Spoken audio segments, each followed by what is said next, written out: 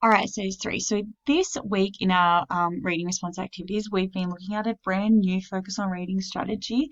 And this week, our strategy is all about making predictions. So predictions is a synonym for a guess, I suppose. You're thinking about what you think might come next or in a story as you are reading it. Okay, so good readers always make predictions by thinking about what is going to happen or come next within a book or a piece of writing that you are reading.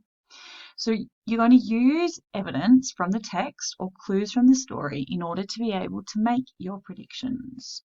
Before you read, predictions can be made about what the story is going to be all about. And sometimes you do this before you start reading a text. So you might think back and think, oh, yeah, when I sit down in my reading group, and I talk to Mrs. Bailey or Miss Petery, and we look at the cover first, and we pull apart all the little details and the little parts in the pictures or the illustration on the cover or the words that might be in the title. What exactly do you think this book or this text is going to be about before you start reading it? So you're thinking about all of those clues, and you probably do this without even realizing that you do it.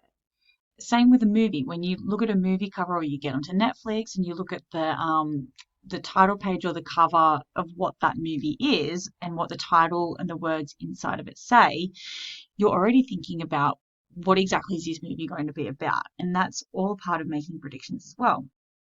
So during reading, you're constantly going to stop and make predictions about what is going to happen next with the characters in the story and also the events or the plot that's going to take place in the story. So after reading, you can always go back and have a look and reflect on your predictions to see if they were correct. What led you them to being correct? Was it a clue that you saw on the front cover? Was it a word that you read within the text? It's really important to be able to go back and to reflect on your predictions as well. Or you might stop and you might adjust or change them as you go along, and you might stop and go, oh, I don't actually think that's going to happen anymore. I changed my mind and I think this is going to happen. So in this little chart that you can see in front of you, it's got you're thinking aloud about the predictions in the book, and you've got a strategy that you can use before reading. So that's all about looking at the cover, like I mentioned. During reading, so you pause and you stop at parts during the text and you make those predictions as you go. So they're the two that we're going to be focusing on today. So I'm going to pull up your activity today and I'm going to take you through that step by step and show you exactly how I want that task to be done. Now today, it's not going to involve you reading the whole text today. This activity is actually going to carry over into tomorrow.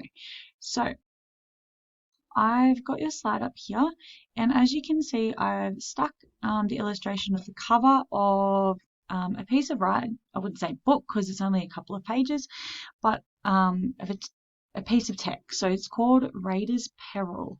Now, the first job you're going to do before you click over and read any of the text, you're going to really observe the cover and observe all the little detail. And I want you to look closely, because as you look closely, you can see a lot of detail in there.